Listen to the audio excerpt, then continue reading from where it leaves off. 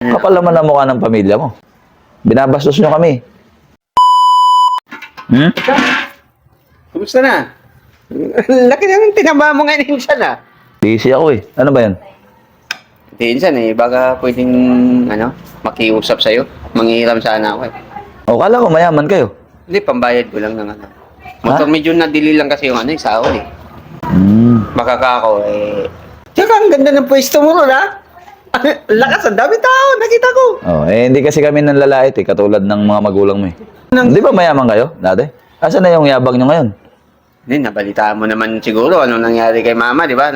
Di ba ganyan din nangyari sa airpot ko? Tapos humingi kami ng tulong sa inyo, hindi mo kami binigyan.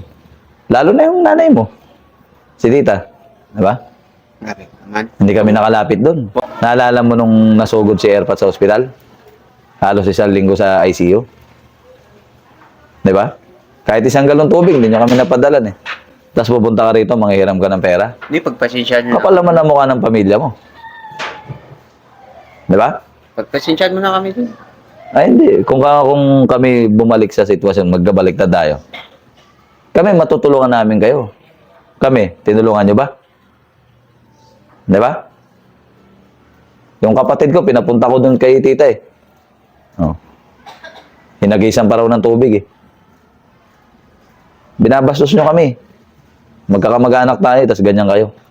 Tapos pupunta ka rito, manghihiram ka ng pera para panghulog sa motor. Kukuha-kuha ka ng motor, wala kang panghulog.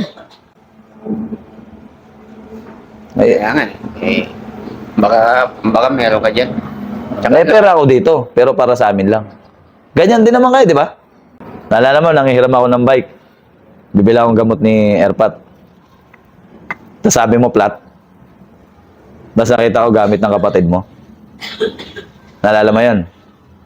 Hindi, Huwag mo sabihin, hindi, ikaw naalala mo ngayon. Hindi naalala ko naman, pero Oo. magpinsan tayo. Ang inaano ko lang, nung panahon na kami ang may kailangan, di kami makalapit sa inyo. Magkakalugar lang tayo dyan. Di ba? Hindi kami makalapit, lalo na sa nanay mo.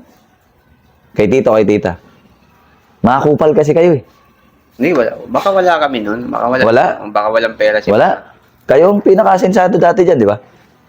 Yung bakery sa inyo yun eh. Kahit nga isang tinapay, hindi kami nakautang sa inyo eh. Tapos ngayon, manghihiram ka ng pera dito. May birthday yan sa inyo. Anong ginagawa nyo? Taga-ugas kami ng plato. Kasi, ang tingin nyo sa amin, katulong. Hindi naman kamag-anak tingin nyo sa amin, di ba? Tama? Hindi, ganun yun eh. Grabe ka naman. Nung birthday ng kapatid mo, ganun yun eh. Taga-ugas nyo kami ng plato eh. Hindi, niyaya ka ni mama at saka ni papa dun. Oo, para magugas ng plato. Pero hindi para maging bisita. Wala pang natirang pagkain sa amin. May narinig ba kayo sa akin? Ha? Namatay na lang lahat si mama, may sama ng loob sa inyo. Hindi nyo lang alam yan. Dahil sa ugali nyo. Ano pang silbi ng pagkakamag-anak natin dito? Diba? Tapos ngayon, okay na buhay namin. Hihiram ka ng pera dito, pang motor. Luho mo yan ah. Ba't di mo, yun yung luho mo? Oh. Ako, bumili ako ng motor. Nanghiram ba ako sa inyo ng panghulog? Nanghiram ako kay tita, kay tito ng panghulog? Wala kayong narinig sa akin ng hiram. Kasi kami, nagsikap kami dahil sa mga panlalait nyo. Magkakapilido tayo. Pero hindi tayo magkakaano-ano. Wala kami pakialam sa inyo. Parating mo yung kila tito, tita. Wala akong pakialam. Ganun ba? 100 milyon to. Nakalagay, ayan oh. Nakapangalan sa'yo, may silpa ng Ay, yung lupa? Oh, tsaka yung pinapamana sa iyo. Ngayon, sinusubukan kita kung sa darating ba na panahon, malapitan kita. Ngayon, dahil sa ganun ka rin naman pala, wala na. Nasayang lang to. Tinakwil mo na kami. Hindi. Magkakamag-anak tayo. Hindi tayo magkamag-anak. Magkalaro tayo ng bata.